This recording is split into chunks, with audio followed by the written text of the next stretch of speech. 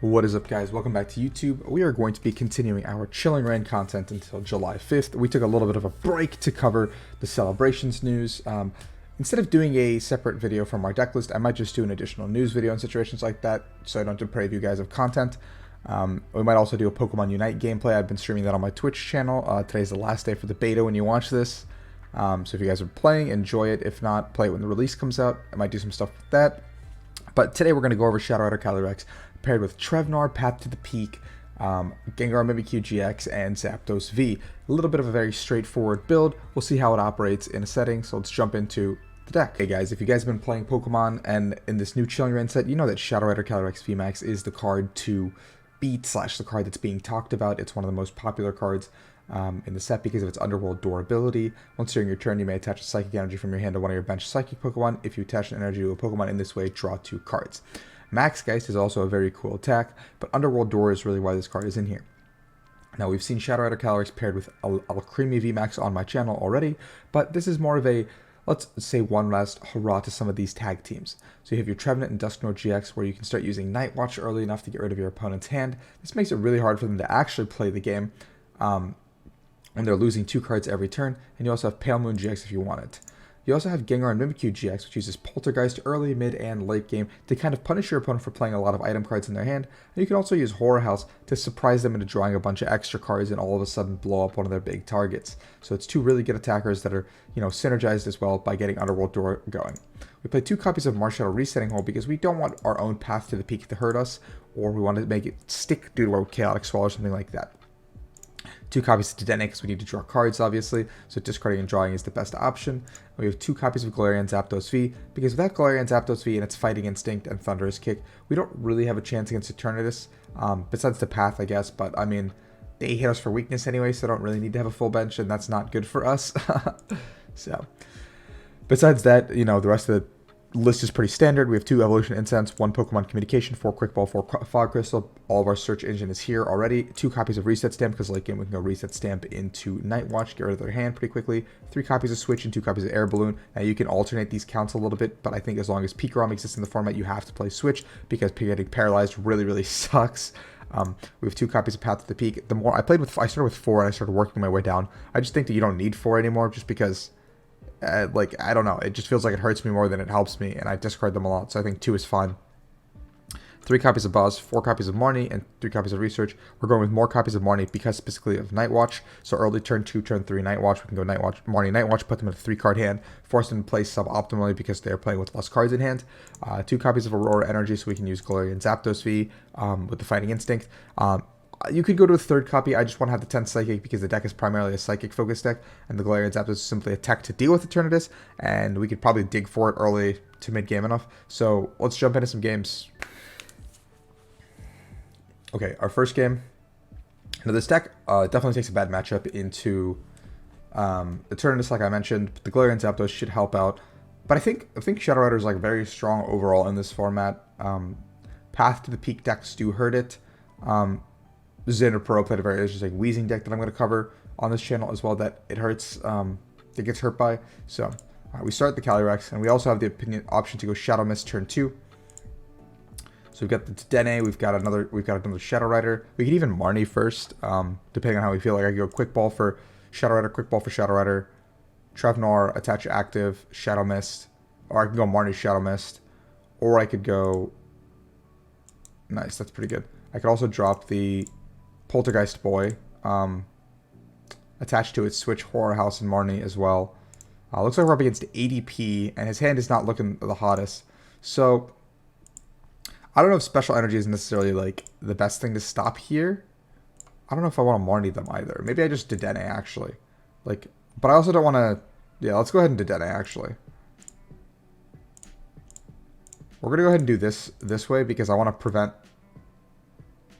them from having a potential like follow-up attack coming back into me, or like an ADP GX, because now we can really put them in a position where they don't know how to play the game out. If I can Horror House this turn and maybe Poltergeist the next turn, see where my damage lies. If not, this overall hand seems pretty good also. We didn't get a supporter, unfortunately, but we do have the Fog Crystal paired with this, so let's go ahead and Horror House for the turn. I don't need to play any more cards. We just need energy for our active to use Poltergeist. We can even just start powering up cards here. Nice, perfect. We have the energy, so we can go ahead and go boom, boom, Trevnoir. Okay. I think we're going to Fog Crystal first because I want to get the energy card into play onto the active. Let's go ahead and balloon the active as well. And we're going to go ahead and... I don't want a Marnie, I think, because of the nature of his hand. The Empoleon doesn't seem like a threat, so we're going to go ahead and boss up this guy and just hit him with the Poltergeist. I don't think I need to do anything else. 1, 2, 3, 4, 5. And that is a knockout on his guy. He has a pretty okay hand. He can Quick Ball for like a Zacian here. Bench it.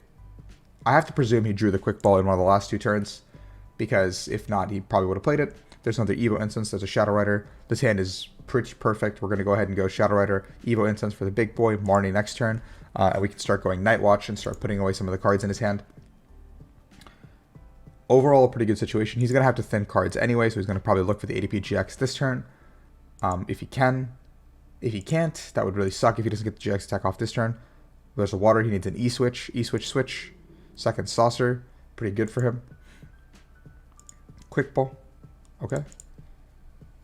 The Zamazenta could be cute in this matchup, but I also think he doesn't do anything because I play other cards that aren't VMAX Pokemon. With the Alcremie VMAX build, we get in a lot of trouble when a situation like this occurs because we can't really go through Dauntless Shield. So this is a better overall version for the metagame right now as it stands. But once tag teams rotate out, the Alcremie VMAX version is probably supreme. That's also on the channel, so check that out. Crobat V, drawing a bunch of cards. A Switch comes through. He probably has a Switch in hand. Oranguru. E-Switch, yep, there we go. Gonna be a pretty dicey situation to deal with here. He's gonna put a card on top just to make sure it doesn't get Marnied. It looks like Dedenne. Never mind, he's actually just gonna draw cards. So, I don't know why he's playing so many of his like resources down, because look, now he's bench locked. He's gonna be ADP-GXing here, which is good for him. But now he's completely bench locked, which means that I can pretty realistically just Marnie. He also spin an energy into his hand. Is he just gonna attack into me? No, he's gonna Altered Creation GX. He's gonna put the energy in the active to make sure he has an attack next turn. But I know he's holding an energy. So we're gonna go ahead and Marnie. He spinnered for the energy because he doesn't want to get Poltergeist for more damage, which makes sense. We didn't hit an energy that actually really sucks. We can stamp him back to 6 actually and try to Poltergeist and see do damage. Maybe he hits 6 items. Or I can just hit in here. Or I can just hit into him here. Not hitting an energy actually really sucks. Let's put him back to 6 cards. I think that's a cheekier play. Because he's not going to knock us out next turn unless he has a boss. And even if he has a boss, I don't know why he would boss. 1, 2, 3, 4. Okay, we were actually really close. But he does have a boss. So if he kills the Dedenne, that's a gigantic bait. But Zacian can knock out Gengar Mimikyu, which is really unfortunate for us. So we're going to have to pivot into the Trev Dusknoir and kill this with Night Watch. We have to Marnie again, I believe, just because of the nature of his hand. He's going to have a million cards in hand. So unless we can find the stamp, the second stamp, to put him at 3 and go back down to 1, we're going to have to Marnie him. He's going to get the 3 energy here, so now that he can't sword this, which is really good for us. But we're still not in a great position, if that makes any sense. So Dedenne comes through, so we're going to Marnie. But we're going to put the Dedenne back into the deck because, yeah, because of the nature of things. So we're going to put him down to 4. He's going to go down to 2. Let's go ahead and accelerate some energy. Now, we found our energies finally. This is exactly how the deck should be running. A lot of the time, this deck just outdraws your opponents, which is really good. So, here's a situation where we want it to be in from the beginning. We'll go ahead and Communication for this guy. We do have a stamp in the deck. We could try to dig for it just by attaching cards to our Pokemon. I'm going to keep the bench slot open for a potential, like, Dedenne or something. Okay, so we didn't get there. We'll just get a bunch of energy onto the board because we can pivot this Trevnoir into this guy. And we'll go ahead and Night Watch, knock out the active. He can't put a sword here, so he needs boss for the game.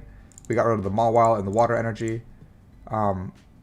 Not sure how important the Mawile is, because all he really needs is Boss again, like I mentioned, to win the game. I just need Boss to win the game as well. I have Boss plus Balloon to win the game next turn. So as long as he doesn't win this turn, I should win the next turn, because I can either boss up the Oranguru and Night Watch, or if he somehow picks up the Oranguru with like a Scoop Up Net or something, which this deck doesn't play, I can also go Air Balloon Boss and knock out a Dedenne or a Crobat. Given the nature of the 2 Fog Crystals in my hand in the deck, Max Geist can do a ton of damage. Him attaching the Balloon here seems like somewhat of a mistake, because if he plays Intrepid Sword, or not Intrepid Sword, Rusted Blade, then Rusted Blade onto this seems like the best play. All right, perfect. That one turn is all we really needed to come back into this game, and we can go ahead and boss up the Oranguru, and we are going to go ahead and Night Watch, and that is game 1. We took out ADP, one of the scariest decks in the format, honestly, and we put away some cards. So let's go into game 2, and maybe we can get our opponents stuck again with this Trevnoir deck. Let's see how this shakes up. I'm really liking the deck so far. It seems like one of the best do nothing kind of outdraw your opponent and then start chipping away at their hand kind of decks. You don't get an overwhelming advantage just by existing, obviously, but in the grand scheme of things, it's like one of those just decks that is strong based on the merit of the cards that are in it. It's like putting very strong cards into one deck together. We're up against a mirror match, so kind of an interesting prospect, actually. So we got to switch. We both open the Shadow Rider. Now, I could attach active Air Balloon Research, which is I think what I have to do. He could also be setting up for a Horror House. So if I don't have that many items in my hand, maybe I'm okay.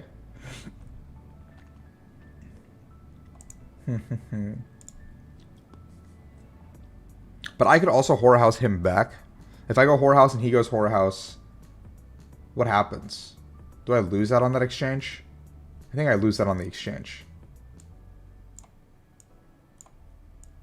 Let's go ahead and research. We just want to get set up onto the board more than anything. So maybe there's a world where it's worth it to just not play anything and just look for attaching here in case he Horror Houses so I can return Horror House. Maybe there's a world where that's the correct play. With this hand, I don't mind getting Horror House now because I'm not going to get messed up in any form. But if he goes Marnie Horror House, then I'm in a little bit of trouble. He only has one Shadow Rider up and running, which means he does get to Underworld Door and keep drawing some cards, but I'm not in any risk of a Trevnoir coming down and attacking me. Maybe he can go Trevnoir attachment here, and then next turn he can get a Trevnoir going. Yeah, but he needs to get Shadow Riders into play to start setting up, because without that, the game is really hard for him. So Switch comes through. Horror House for 5, I think, will probably be the play. I draw 1. Okay, it was an item. Not the most ideal. We're going to go ahead and retreat. Is this Shadow Mist damage relevant? I don't think so. We're going to pass. Also, keep in mind that Astral Barrage can choose 2 Pokemon to put 5 damage counters on, so you circumvent Mew as well. He's got 2 Shadow Riders up and running now. The Horror House really paid off for him. I still have my GX attack available to me, so late game I can use Pale Moon GX, which is what I think I'm going to try to do. Early game, I think he's just going to hit me for... I think with the retreat, he thinks I'm going to just get knocked out here. So he didn't stamp, nor did he Marnie. I mean, I guess he also keep me with a big hand, so you kind of want to keep it this way. If he just draws a bunch of cards and makes the mistake of just like having a gigantic hand, I can just go into the Gengar Mimikyu and try to just cheese a knockout here. Like, because you're probably going to be holding Fog Crystals and supporters. So, maybe I can cheese a knockout here. But also evolving into the Shadow Rider Calyrex VMAX is going to feel bad, because he didn't discard an item, so maybe his hand is just fine.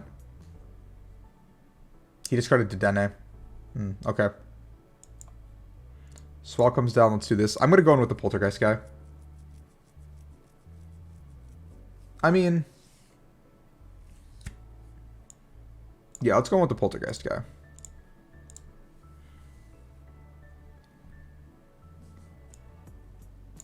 (6 to 6). What are the odds? What are we looking at? That's my question.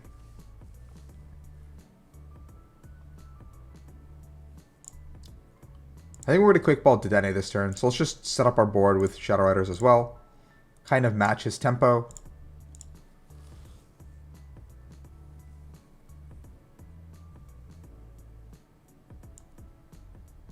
I don't think stamping is correct. I don't think stamping is correct in any world here. We only have one more Shadow Rider in the deck, actually. We prize 2. So we're going to go ahead and grab the Night Watch guy. We're going to go ahead and grab ourselves a Dedenne and draw some cards. If I can get set up this turn and also path to the peak simultaneously, that'd be pretty strong. Okay. Not an ideal world, actually, because we did miss the energy here, so we might have to Marnie. I might go ahead and Marnie Horror House and then hope he doesn't Poltergeist. But that's, I don't know if that's the best thing to hope for. If I was going to do that, I shouldn't have done this.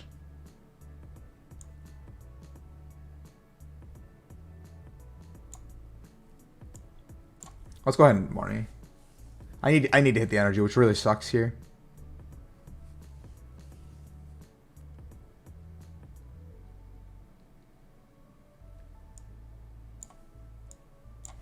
We're going to split the energy, I think. And just retreat and pass. And if he pivots into this and kills me, that's good on him. I think we're definitely on the back foot. 2 Switch are down, though. And 1 Air Balloon's in play. So if we can Fog Crystal into a boss, we can probably bring this up and strip it of all energy and see what happens. The path to the peak might also hurt me, because I can't use Underworld Door next turn.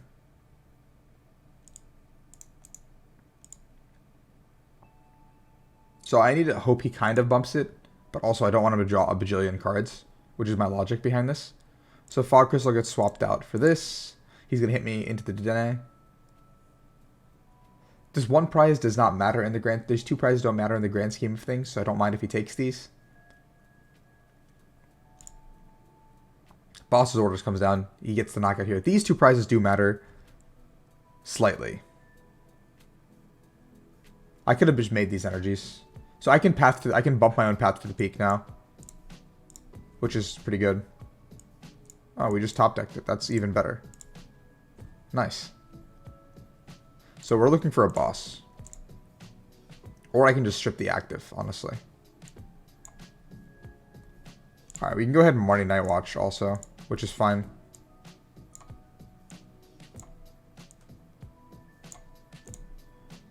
Let's go with a Marnie. Let's start with the Marnie. Path is good. Aurora is not. 2 energies is not. So let's go ahead and path here. We could take 100 here, which kind of sucks. I could also just strip his active here, which might be the better play. Let's just go ahead and strip the active with the Pale Moon. He has a 4-card hand to work with. 2 Switch are gone, 1 Balloon's gone. So he probably has 1 Balloon left, 1 Switch, maybe 2 Switch tops. He does have all his research, so this might have been just a bad play. Aurora Energy to the bench, which means he indicates that he has a Switch or a supporter of some sort. Attacking into me would really suck. There's a research, another Aurora. So he's playing definitely a Zapdos style build. Maybe a tag team Mewtwo's in there too. We haven't seen a Mewtwo yet though, and there hasn't been a plethora of attackers. So it seems like he's probably playing a very similar list to what we are playing currently. Yeah, I think it's probably a very, very similar list to what we're playing. Yeah, with just Zapdos to deal with Eternatus. So he's going to grab the Marshadow to deal with Path to the Peak next turn.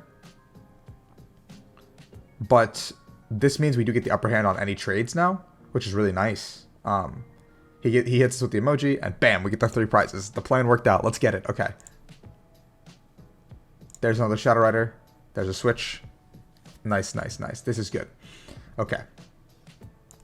So we're going to go Shadow Rider here. This here. The rest of this hand is pretty good, so we're just going to do this. Bump this. And we can go ahead and bring up something in Night Watch. We can even bring this guy up in Night Watch. He's already proven he doesn't have a switching card.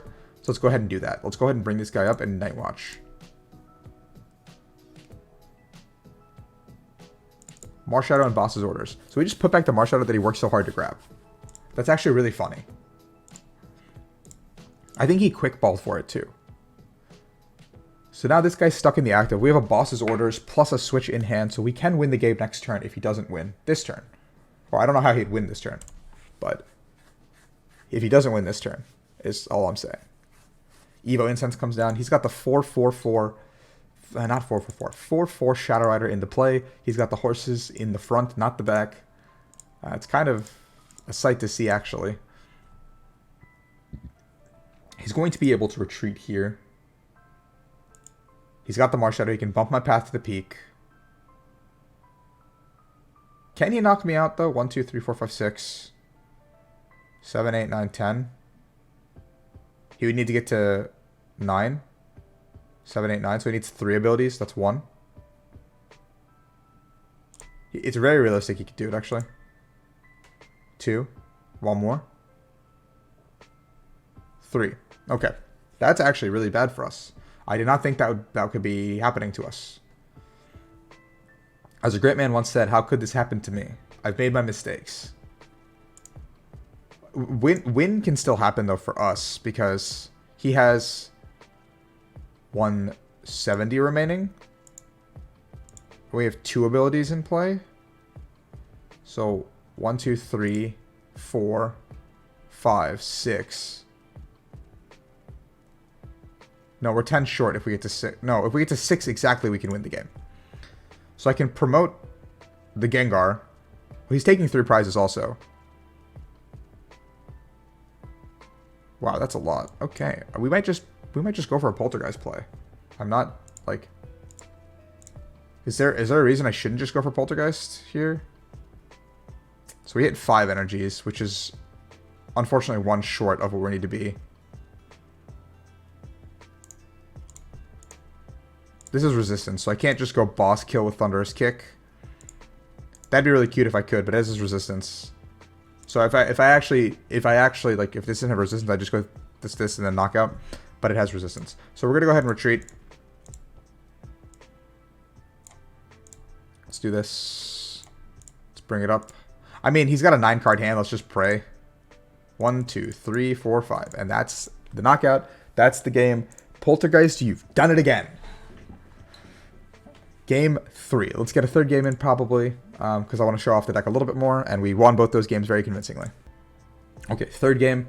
The first 2 games were pretty good for us. Yeah, the 2nd game, I did say convincingly, but I think we got a little bit lucky to win that one because of the Horror House play, or not Horror House, the Pale Moon play that I made, and the mistake I made in the early game to deal with the Horror House itself. This hand is pretty bad, all things considered. But what I can do is I can go Fog Crystal, grab both. Okay, we can grab 3. We can grab this guy. Go here. Do this. Do this. Grab Shadow Rider. We have 3 Shadow Riders. Do this. Do this. Grab this. And now our setup is like nigh perfect because we have 3 in play. We have a Gengar on the bench, so I can go switch into Horror House to make a play to set up for the game, or to set up to start playing the game, or buy ourselves a turn and refresh my hand. We're up against a single strike style toolbox, so he probably plays Viper, which is really annoying to deal with. But besides that, everything else is pretty like cut and dry. So Horror House might not be the best thing. It's a single. He's literally playing 50 plus 50 HP onto this. Jirachi. Path to the Peak comes into play here. Rope is good for us. He's going to go ahead and use Laser Focus to get the 2 energies into play. If he's going to Laser Focus, he shouldn't have researched, I think. He should have just Quick Balled this away, attached the Capture energy. No, you need a Fighting. Okay, never mind. I'm trolling. He's got the Jirachi in play, so if we find the Path to the Peak, maybe it's just worth it to try to knock this out. If we find Path to the Peak, because that's 3 items. But if we don't find Path to the Peak, we should just chill. And just Horror House. And, I mean, he gets hitting me for 180, but that's resistance to 160. And then we still have a chance to knock out. Trevnoir comes down. That's not really what we're looking for. We're going to go ahead and bench the Trevnoir so we can get some more cards. Horror House, very simple. Very plain. He gets cards, I get cards.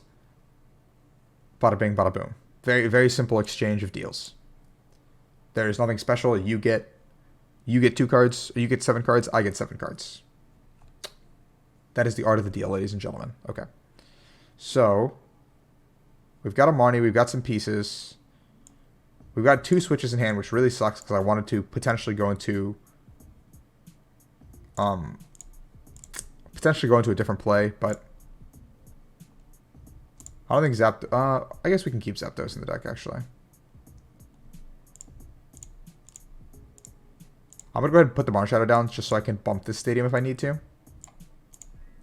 I attached the Trevnoir already because there's no reason to put the energy into the discard. Nothing. How did we hit nothing? That's so strange. Okay.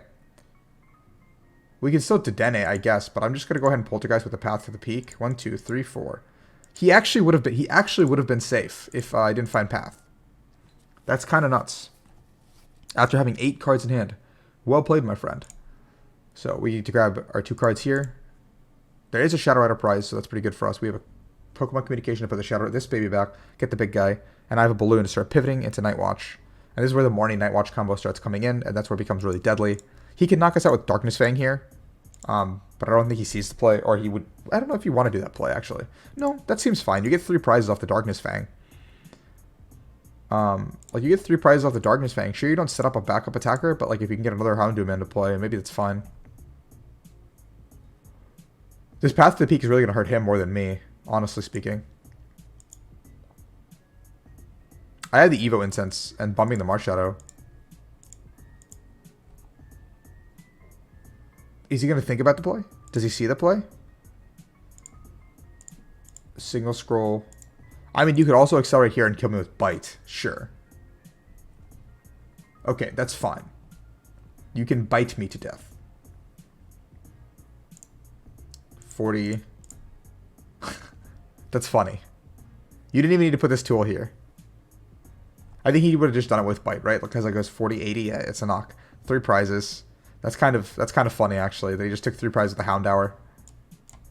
We're going to bump the path to the peak.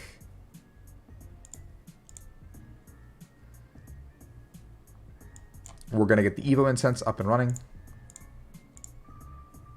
Always evolve Benched Horse here because we have the potential to go Shadow Mist this turn, and we know he plays a lot of special energy. So the 10 damage and the special energy block could be important, and that's exactly what happened here, where things did not work out nearly in our favor that we wanted it to. So we get the 10 damage in and the thing block. And then we have another turn to draw cards with Shadow Rider Calyrex. Wow, it's actually really impressive that I'm breaking this hard this game after the start that we had.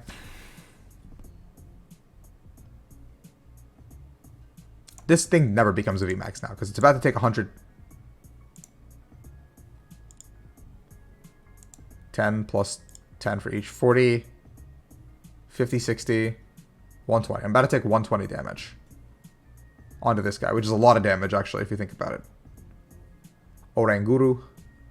He's just playing around with his hand a little bit. I can stamp him down to 3 and Trevnoir. That's my current game plan. Stamp to 3 Trevnoir. Look for the boss onto the Crobat after that.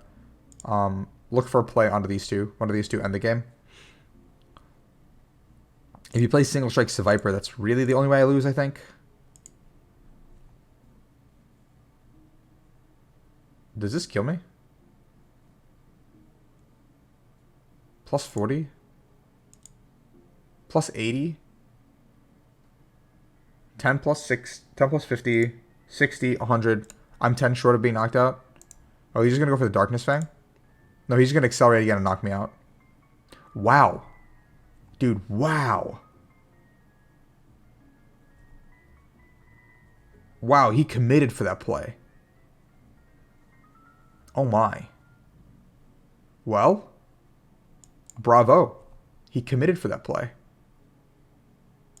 We're going to go ahead and just do this so we don't somehow mess up somewhere. Bench a Shadow. Stamp to 1. Wow, wow, wow. And then we're going to go ahead and get rid of your hand. I'm sorry, friend. We went through so much work. I stamped him to 1 and it was Dedenne. Are you serious? Stamp to 1 is a lie, dude. Wow. Wow, wow, wow, wow, wow. I mean, he gets a Ringru now to pivot 1 card. Toughness boost means I can't even one-shot the Houndoom. That sucks. Toughness boost means I can't one-shot Houndoom. I can't even one-shot Abomasnow. I can't even use Zapdos because it's an MV Pokemon in play. So we have a Marnie as a supporter in hand, but we want one of our research, our potential Dedennes, and any energy, realistically speaking. If I find energy, I can draw cards and play the game. And our opponent concedes after going balls to the wall and trying their best. So let's go into a little bit of a recap on the deck and how we 3-0'd our opponents. So there you have it, guys. Shadow Rider with some of the most basic guys you've seen. There's nothing special about the deck. It's just a very straightforward lock your opponent, rip your opponent's hand if they have a lot of items, punish their big hand, punish their small hand. Just punish them for playing Pokemon TCG in general. And that's your new flavor of Shadow Rider. And yeah, until July 5th, we'll be doing daily videos. So remember to subscribe, like if you enjoyed this video. Tell your friends about it. I will be streaming on Twitch at 11 p.m. Eastern Standard Time almost every night. So come hang out. Follow the links are in the bio. TikTok, where I make funnier content as well. I'll be doing Pokemon Unite for tonight. And if you're watching this, I guess tomorrow, we're back to Pokemon TCG content. Maybe I'm taking tomorrow off because I streamed like 5 days this week. Actually, more than I thought I would. But Pokemon TCG content is regular, and Sunday will be a pre-release event that I'm going to stream from a friend's house. So come check it out. We're going to be doing IRL play. Should be a lot of fun to watch. And thank you guys for watching as always. Thank you for everyone who's subscribing. Thank you for everyone who supports me. I really do appreciate it. I read every comment. It means a lot to me. So thank you so much. And until tomorrow, adios.